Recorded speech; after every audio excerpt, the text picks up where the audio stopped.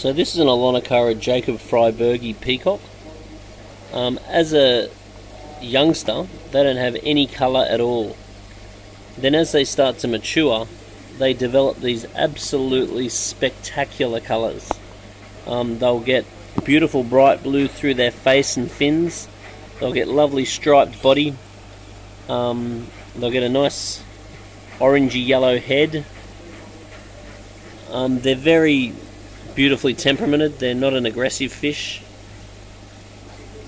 They go well with most cichlids.